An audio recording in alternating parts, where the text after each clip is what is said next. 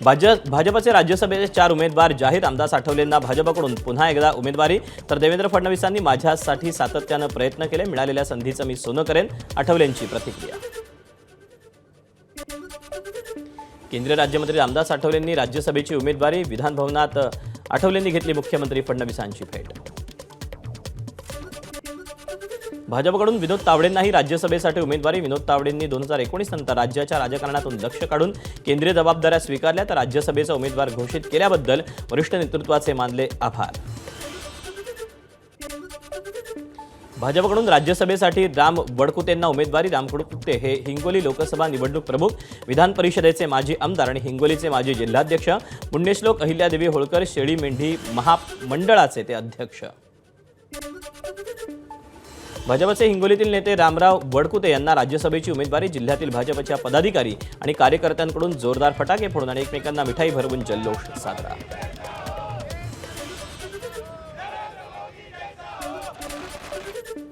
भाजपकडून आदिवासी समाजाच्या नेत्या माया इवनाते यांना राज्यसभेची उमेदवारी. नागपूर पालिकेच्या माजी महापौर राहिलेल्या इवनाते या प्रभाग 12च्या विद्यमान नगरसेविका, राष्ट्रीय अनुसूचित जमाती आयोगाच्या माजी सदस्य, आदिवासी समाजाचं नेतृत्व म्हणून त्यांची ओळख.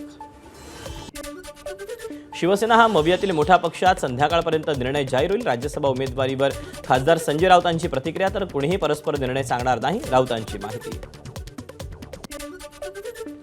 शरद पवारांनी राज्यसभेवर जावं अशी आम्हा सगळ्यांची आग्रही भूमिका. राज्यसभा उमेदवारीवर जयंत पाटलांची भूमिका.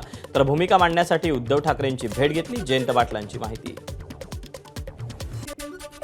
राज आणि उद्धव ठाकरेंमध्ये पुन्हा दुरावा निर्माण झाल्याची चर्चा. स्वीकृत नगरसेवकांच्या मुद्द्यावरून विचारणा केल्यानंतरही उद्धव ठाकरेंकडून राज ठाकरेंना उत्तर नाही. प्रभाग समिती निवडणुकीसाठी उद्धव ठाकरेंकडून राज ठाकरेंना विचारणा, मात्र राज ठाकरेंकडून उद्धव ठाकरेंना प्रतिसादच नाही. मुंबई महापालिकेत तटस्थ राहण्यावरून मनसेची माघार. चर्चेनंतर मनसेच्या अटी ठाकरेंच्या शिवसेनेला मान्य असल्याची माहिती. मनसेला अधिकची प्रभाग समिती ठाकरेंच्या सेनेकडून देण्यात येणार. स्वीकृत नगरसेवकावरून मनसे आणि ठाकरेंच्या सेनेमध्ये खटका उडाला होता. संजय राऊतांनी शिवतीर्थ निवासस्थानी जाऊन राज ठाकरेंची भेट घेतली. दोघांमध्ये 25 मिनिटं चर्चा. प्रभाग समिती निवडणुकीत मनसे तटस्थ राहणार असल्याची चर्चा असताना संजय राऊतांनी राज ठाकरेंची भेट घेतल्यानं महत्त्व प्राप्त. आमदार शिवाजी कर्डिलेंच्या निधनानंतर लवकरच अहिल्यानगरच्या राहुरीत विधानसभेची पोटनिवडणूक. शिवाजी कर्डिलेंचे पुत्र अक्षय कर्डिलेंना उमेदवारी मिळावी अशी मागणी खासदार सुजय विखेंनी केली. विधानसभेच्या लॉबीत आमदार भास्कर जाधव आणि सचिन कल्याण शेट्टींमध्ये बाचाबाची. स्वाक्षरी करण्यावरून दोन्ही आमदारांमध्ये बाचाबाची. भास्कर जाधव यांची जीभ घसरली. भांडणात दोघांनीही एकमेकांचा बाप काढला. राज्यात जिल्हा परिषदेत पडताळणीअंती प्रमाणपत्र नसलेले बनावट दिव्यांग प्रमाणपत्र आणि 40% कमी दिव्यांगत्व असलेल्या 316 अधिकारी आणि कर्मचाऱ्यांवर निलंबनाची कारवाई. मंत्री अतुल सावेंची लेखी उत्तरातून माहिती. सोलापूर महापालिकेच्या स्थायी समितीच्या सभापतीपदासाठी भाजपकडून अर्ज दाखल. पहिल्यांदाच नगरसेविका म्हणून निवडून आलेल्या रंजिता चाकोते यांना भाजपकडून स्थायी समितीच्या सभापतीपदी संधी. भाजपकडून एकमेव अर्ज दाखल झाल्यानं चाकोते यांची सभापतीपदी निवड निश्चित. भिवंडी निजामपूर महापालिकेच्या नवनिर्वाचित महापौर नारायण चौधरी यांनी स्वीकारला पदभार. शहरातील मूलभूत सुविधा देण्यावर भर, तसंच पक्षाच्या कारणे दाखवा नोटीसीला देणार योग्य उत्तर, चौधरींची प्रतिक्रिया. एकनाथ शिंदेंचं दावोसला जाणारं विमान इराण पाडणार होते. आमदार रोहित पवारांचा गंभीर आरोप. परदेशात जाताना VSRनं परवानग्या घेतल्या नव्हत्या. परवानगीशिवाय हद्द ओलांडल्यामुळे ही धमकी देण्यात आली, रोहित पवारांचा दावा. शरद पवारांना ब्रीच कँडी रुग्णालयातून डिस्चार्ज. पुण्याच्या रुबी हॉस्पिटलनंतर पवारांवर ब्रीच कँडी रुग्णालयात उपचार सुरू होते. डिस्चार्जनंतर पवार सध्या मुंबईतील सिल्वर ओक निवासस्थानी.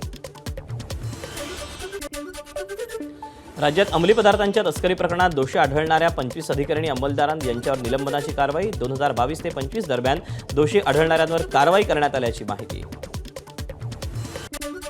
8 मार्च म्हणजे महिला दिनापासून 14 ते 15 वयोगटातील मुलींना लस देणार. सर्व्हायकल कॅन्सर होऊ नये म्हणून लस देण्याची मोहीम सुरू करणार. आरोग्यमंत्री प्रकाश आंबेडकर यांची विधान परिषदेत माहिती. जिल्हा प्रशासनाचा संभाव्य पाणी टंचाईचा आराखडा तयार. जालन्याच्या जाफराबाद तालुक्यात सर्वाधिक टंचाईग्रस्त गावं. मार्च ते जून महिन्यापर्यंत जालना जिल्ह्यातील 562 गावं आणि 138 वाड्यांना पाणी टंचाईच्या झळा बसण्याची शक्यता.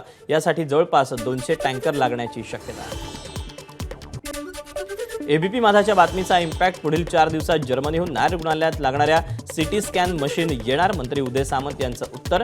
विधान परिषदेत आमदार सुनील शिंदे यांनी नायर रुग्णालयातील MRI मशीन 2023 पासून बंद असल्याबाबत प्रश्न उपस्थित केला होता. मुंबई पुणे द्रुतगती मार्गावर नियम मोडणाऱ्या 85% वाहन चालकांनी ई चलान दंडाची रक्कम अद्याप भरली नसल्याचं समोर. नियम मोडणाऱ्या 36 लाख वाहन चालकांना ई चलनाच्या माध्यमातून 599 कोटी रुपयांचा दंड. शिवसेना आमदार मिलिंद नार्वेकरांच्या प्रश्नाला प्रताप सरनाईकांचं उत्तर. पुण्याच्या रामेश्वर कॅफेवर महापालिकेचा हातोडा. विमाननगर येथील कॅफेवर महापालिकेच्या JCBनं अतिक्रमण हटवलं.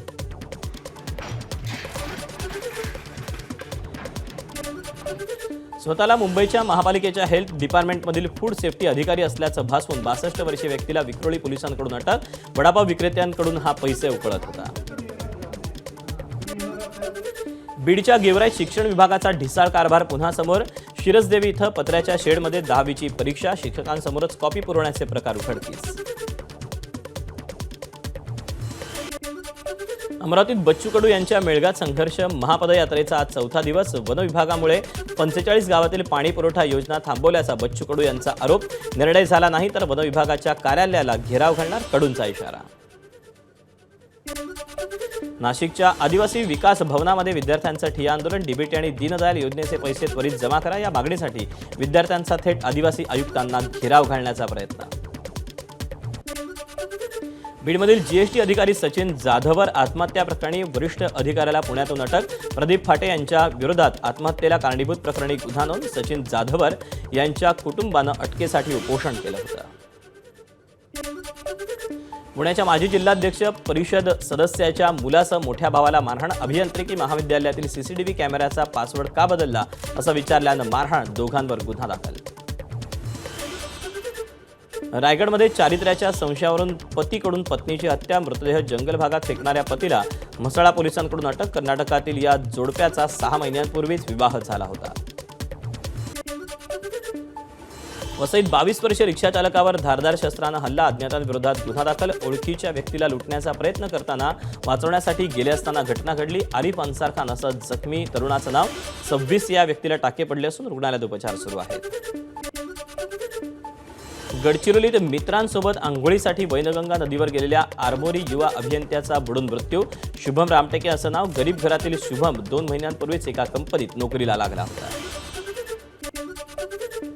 अकोला जिल्ह्यातील बाळापूर तालुक्यात मजुरांना घेऊन जाणारा ऑटो उलटला. एकाचा मृत्यू, 2 महिला जखमी. गावणगाव शिवारातील पांगरताटी मार्गावरच्या पुलाजवळची घटना. राजू जाधव या मजुराचा जागीच मृत्यू. जळगाव जिल्ह्यातील नशिराबाद इथे हॉटेलला आग. शॉर्ट सर्किटमुळे आग लागल्याचा प्राथमिक अंदाज. आग लागल्याचं लक्षात येताच हॉटेलमधील कर्मचाऱ्यांनी सिलेंडर बाहेर काढल्यानं मोठा अनर्थ टळला. विरारच्या कणेरफाटा इथे अमूल दूध कंपनीत अमोनिया गॅसची गळती. 70 कामगारांना सुरक्षितरित्या बाहेर काढलं. श्वसनाचा त्रास झाल्यानं 5 कामगार रुग्णालयात. एबीपी माझाचा बातमीचा इम्पॅक्ट. विद्यार्थ्यांना मिळणार शुद्ध पिण्याचं पाणी. नंदुरबारमधील तोरणमाळ इंटरनॅशनल शाळेसंदर्भात जिल्हाधिकाऱ्यांनी मोठी दखल घेतली. विद्यार्थ्यांना पिण्याच्या पाण्याची सोय नसल्याची बातमी एबीपी माझानं दाखवली होती. घराच्या खोदकामादरम्यान सापडला चांदीच्या नाण्यांचा खजाना. मातीच्या ढिगाऱ्यात 250 चांदीची नाणी आढळल्याची माहिती. नाणी पुरातत्व खात्याकडे सुपूर्द. बीडच्या आष्टी तालुक्यातील सांगवी पाटण इथली घटना. सह्याद्री व्याघ्र प्रकल्पाच्या हद्दीत नव्या नरवाघाची एंट्री. शिलेदार असं वाघाचं नामकरण. शिलेदार चांदोली राष्ट्रीय उद्यानातील तारा वाघिणीच्या हद्दीत आढळला. याआधी शिलेदार सिंधुदुर्ग जिल्ह्यातील आंबोली, त्यानंतर राधानगरीच्या अभयारण्यात आढळला होता. आता सह्याद्री व्याघ्र प्रकल्पात चंदा, तारा आणि हिरकणी या वाघिणी, तर बाजी, सुभेदार आणि सेनापती नर वाघांसह शिलेदारची ही एंट्री. तळकोकणातील वेंगुर्ल्याची ग्रामदेवता श्रीदेवी सातेरी मंदिरात किरणोत्सव सोहळा. किरणोत्सव होता शंखनाद आणि घंटानाद. त्यानंतर आरती. पुढील 3 दिवस चालणारा सोहळा. हा सोहळा पाहण्यासाठी भाविकांची गर्दी. संरक्षण मंत्री राजनाथ सिंग यांनी कार्यकर्त्यांचं रंग लावून धुळवड साजरी केली. राजनाथ सिंग यांनी ढोलवादन करत धुळवडीचा आनंदही लुटला. लोकसभेचे विरोधी पक्षनेते राहुल गांधींनी साजरी केली धुळवड. कार्यकर्त्यांवर रंगांची उधळण करत राहुल गांधींनी धुळवडीचा सण साजरा केला. देशवासियांनाही शुभेच्छा दिल्या. आपचे राष्ट्रीय संयोजक अरविंद केजरीवाल यांनी साजरी केली होळी. इतर आप नेते आणि कार्यकर्त्यांसह पक्षाचे नेते मनीष सिसोदिया यांच्या निवासस्थानी होळी साजरी केली. भाजप खासदार मनोज तिवारींनी साजरी केली धुळवड. दिल्लीतील निवासस्थानी कार्यकर्त्यांसह साजरी केली धुळवड.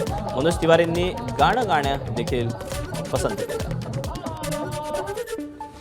भाजप खासदार संबित पात्रा होळीनिमित्त ओडिशाच्या जगन्नाथपुरी मंदिरात. यावेळी कार्यकर्त्यांना रंग लावत संबित पात्रा यांनी होळी साजरी केली. आंध्र प्रदेशच्या गुंटूर मिरची इथे वाळू घातलेला व्हिडिओ सोशल मीडियावर व्हायरल.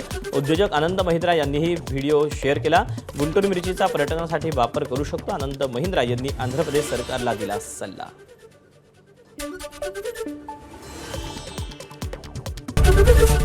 एबीपी माझा, उघडा डोळे बघा नीट.